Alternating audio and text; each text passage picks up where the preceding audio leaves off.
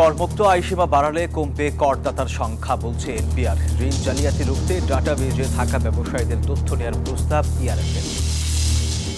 ঈদ ঘিরে ক্রেতা সমাগমে মুখর মার্কেট শপিং মল, দাম বেশি নিয়ে হতাশ ক্রেতারা, শেষ মুহূর্তে জমজমাট ব্যবসার প্রত্যাশা ব্যবসায়ীদের। এবং চট্টগ্রামে টিসিবি পণ্য নিয়ে ৯-৬ ডিলারদের, খোলা বাজারে ৯ ট্রাক ভর্তি মালামাল যাচ্ছে দোকানে, প্রমাণ পেলে ব্যবস্থা বলছে কর্তৃপক্ষ।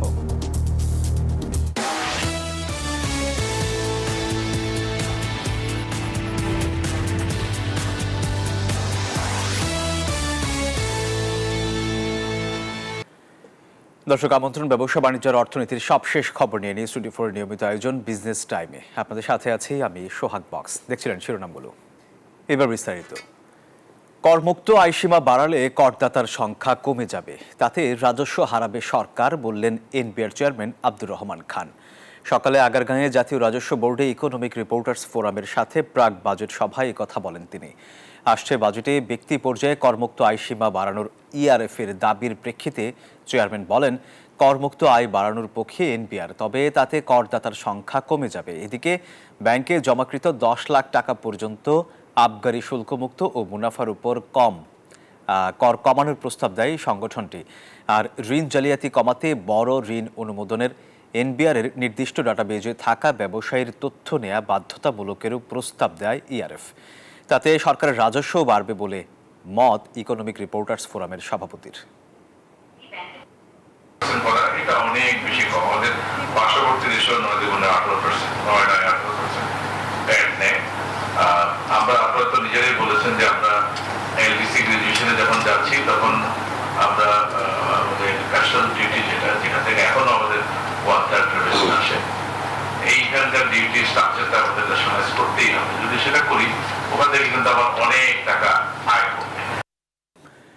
চট্টগ্রামে খোলা বাজারে ট্রাক সেলের জন্য টিসিবি অফিস থেকে ট্রাক ভর্তি পণ্য বের হলেও সেই পণ্য বেশি দামে দোকানে বিক্রির অভিযোগ উঠেছে। ডিলারদের এমন পুকুর চুরি ধরাও পড়েছে নিউজ 24-এর ক্যামেরায়। টিসিবি কর্তৃপক্ষ বলছে, অনিয়মের প্রমাণ পেলে ডিলারদের লাইসেন্স বাতিল করবে তারা। রতন দাসের ছবিতে নয়ন বড়ুয়া-জয়ের বিশেষ রিপোর্ট। রবিবার সকাল 11:30 ঠিক ওই সময়ে চট্টগ্রাম টিসিবি ভবন থেকে ট্রাক ভর্তি টিসিবি পণ্য নিয়ে বের হয় ট্রাকটি। সেদিন ওই ট্রাকের পণ্য বিক্রি করার কথা উত্তর পতেঙ্গার 40 নম্বর ওয়ার্ডের রিফাইনারি গেট এলাকায়। তবে ট্রাকটি পণ্য নিয়ে বের হওয়ার কয়েক ঘন্টা পার হলেও সেই এলাকায় যায়নি টিসিবির পণ্য নিয়ে কোনো ট্রাক। সেখানে সন্দেহ আরো বেড়ে যায় নিউজ 24-এর টিমের। টিসিবি কোনো গাড়ি এখানে আসে নাই। রোজার আগে পর্যন্ত এই রোজা আজকে কটা 21টা যাইতেছে, এখানে কোনো টিসিবির গাড়ি নাই। টিসিবির পণ্য আমরা দীর্ঘদিন এখানে দেখি না এবং গাড়িও এদিকে যাইতে দেখি নাই কখনো। এই দিকে টিসিবি কর্তৃপক্ষের তালিকায় উঠছিল রিফাইনারি এলাকায় বিক্রি করবে এই ট্রাকের পণ্য। পরে টিসিবি চট্টগ্রাম প্রধানের সাথে ফোনে কথা বললে তিনি বলেন, সিটি কর্পোরেশন 40 নম্বর ওয়ার্ড সচিবের সাথে যোগাযোগ করার জন্য।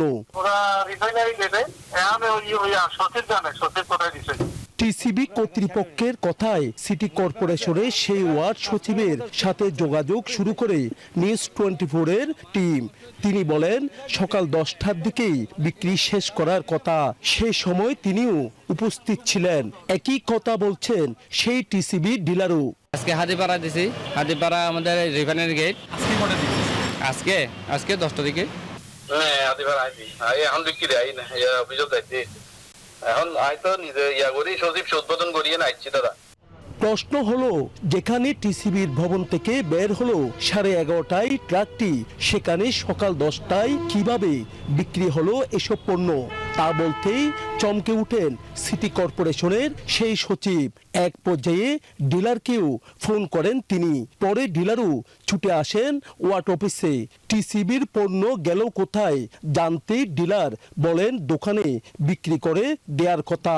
কিছু মাল দিয়ে আর কিছু মাল দোকানে দানে দিতে লাগে, তাই আমরা ভোট দাদা আর ব্যাকিং মাল বেশিলে আর একটু লস হতো, কিছু মাল আমরা ইয়া করি এখানে কিছু দিয়ে নিয়ে ধরো 400 মিলি 200 দিয়ে আর 200 আমরা ইয়া করি।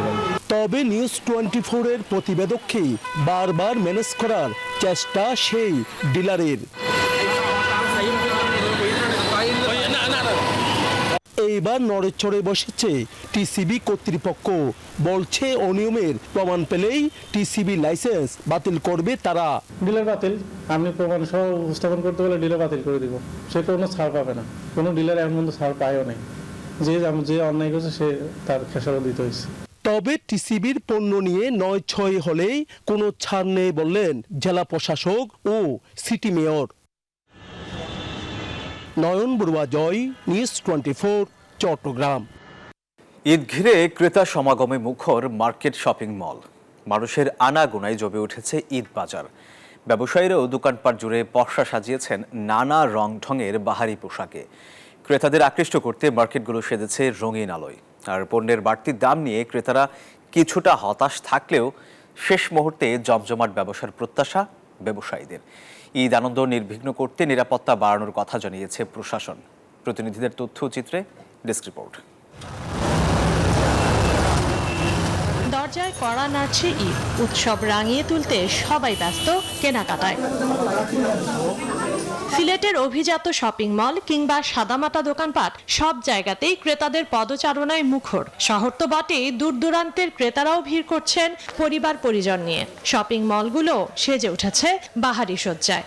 ছোটবেলার মতো এখন আগের মতো আমেজ নাই, বাট তারপরেও ঈদ তো ঈদই দেখতে আসছি। আমার ফ্যামিলি আমরা খুব সাধারণ জিনিস কিনতে পছন্দ করি। সারারা নায়রা অনেক আছে, তো আমরা সিম্পলের মধ্যে বেশি পছন্দ করি। অনেকে 3 পিস চায়, অনেকে ওয়েস্টার্ন চায়, অনেকে বলে পাকিস্তানি, এরকম ভ্যারাইটি ওরা চাচ্ছে। কি কিনবা? এবছর ভারতীয় পোশাকের পাশাপাশি ক্রেতাদের কাছে বেড়েছে পাকিস্তানি ড্রেসের কদর। এবার পোশাক ও প্রসাধনীর সংগ্রহ বেশি, কেনাকাটাও তাই আশা জাগানিয়া বলছেন বিক্রেতারা। ক্লাব হাউসে আসলে দেখা যাচ্ছে যে কাস্টমার পুরো ফ্যামিলি সবার জন্য নিতে পারতেছে। আমাদের মাহাতে শাড়ির জন্য বিখ্যাত এবং পাকিস্তানি ড্রেসগুলো কাস্টমাররা বেশি প্রেফার করে, আর ইন্ডিয়ান ড্রেসগুলো তো বাচ্চাদের জন্য এগুলো আছেই। নিরাপদে শপিং করবে, এটার জন্য আসলে আমাদের অনেকগুলা পদক্ষেপ আমরা নিছি। আমাদের সিকিউরিটি ব্যবস্থা, পুলিশ প্রশাসনের টিম থাকতেছে আমাদের কুমারপাড়ায়। আশা করি নিরাপত্তার মধ্যে থেকেই সবাই শপিং করতে পারবে। সার্বিক নিরাপত্তা নিয়ে বাড়তি আয়োজন রেখেছে প্রশাসন। প্রতিটা মার্কেটগুলো এবং ব্যবসায়িক কেন্দ্রগুলো, বিশেষ করে ব্যাংকগুলোতে জানেন আপনারা যে তখন আর্থিক লেনদেনটা খুব বেশি হয়, তাই ব্যাংকগুলোতে আমাদের নজরদারি রেখেছি। পাশাপাশি আমাদের সাদা পোশাকেও আমাদের পুলিশ ওখানে অবস্থান করছে। আর আপনারা জানেন গুরুত্বপূর্ণ যে মার্কেটগুলো আছে শহরে, ওখানে আমাদের পুলিশ নিয়মিত ওখানে মার্কেট চলাকালীন ওখানে অবস্থান করবে। নওগাঁ শহরের বাজারগুলোতেও ক্রেতাদের ভিড় চরমে। শহরের দেওয়ান বাজার, শুভ প্লাজা, গীতাঞ্জলি শপিং কমপ্লেক্স, ঠাকুর ম্যানশন, পৌষা মার্কেট সহ প্রায় 150 দোকানে রয়েছে তৈরি পোশাকের সমাহার। কোট, কামিজ এগুলো একটু বেশি ভালো লাগে আর কি। ঈদের মধ্যে তো গাউন না হলে চলে না। একটা বাহুবলী ড্রেস কিনলাম, এই ড্রেসটা এবার খুব উঠছে বাজারে, 4500 টাকা নিল। আমরা গরিব, পয়সা করি কম, ছোট ফুটপাতের দোকানে আমরা কিনতেছি। কাস্টমার ছিল না, এখন থেকে কাস্টমার বাড়তেছে। দর্জি পাড়ায়ও বেড়েছে ব্যস্ততা। রাত দিন সমান তালে কাজ করে চলেছেন কারিগররা। নানা কারণে গেল বছর ঈদ বাজার আশানুরূপ না হলেও এবার পুষিয়ে নেওয়ার আশা বিক্রেতাদের। Desk report, news 24। দর্শক, সময় হলো একটা বিরতির, সাথেই থাকুন। আবার স্বাগত বিজনেস টাইমে। মূল্য সূচকের উত্থানে লেনদেন শেষ হয়েছে দেশের প্রধান পুঁজিবাজার ঢাকা স্টক এক্সচেঞ্জ ও চট্টগ্রাম স্টক এক্সচেঞ্জে। পাশাপাশি উভয় বাজারেই বেড়েছে লেনদেনের পরিমাণ। সোমবার সপ্তাহের দ্বিতীয় কার্যদিবস শেষে ডিএসইতে বেড়েছে সবকটি সূচকের মান। প্রধান মূল্য সূচক ডিএসইএক্স বেড়েছে 13 পয়েন্ট। পাশাপাশি এদিন লেনদেনও বেড়েছে 83 কোটি টাকা। এছাড়া হাতবদল হওয়া শেয়ার ও মিউচুয়াল ফান্ড ইউনিটের মধ্যে দাম বেড়েছে 172টির, কমেছে 151টির এবং অপরিবর্তিত রয়েছে 73টি কোম্পানির শেয়ারের দাম। অন্যদিকে দেশের অপর পুঁজিবাজার সিএসইতে সার্বিক সূচক সিএএসপিআই বেড়েছে 17 পয়েন্ট। পাশাপাশি লেনদেন বেড়েছে প্রায় 3 কোটি টাকা। আবহাওয়া পূর্বাভাস অনুযায়ী আগামী কয়েকদিন ভারী বৃষ্টিপাতের আশঙ্কা রয়েছে। আর এতেই রাজবাড়ীর বেশিরভাগ কৃষক অপরিণত পেঁয়াজে তুলতে ব্যস্ত হয়ে পড়েছেন।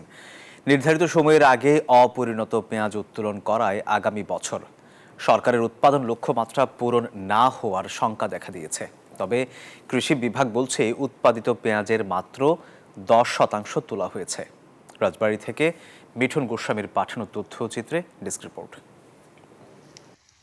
কেউ পেঁয়াজ তুলছে, কেউ আবার ঘোড়ার গাড়িতে করে সেই পেঁয়াজ বাড়ি নিয়ে যাচ্ছে। অনেকে আবার ক্ষেত থেকে তোলা পেঁয়াজ মাঠেই কেটে বাজারজাত করার জন্য প্রস্তুত করছেন। এসব ব্যস্ততার একটাই কারণ, যে কোনো সময় আসতে পারে বৃষ্টি। ক্ষতির হাত থেকে রক্ষা পেতে অপরিণত পেঁয়াজই তুলছেন চাষিরা।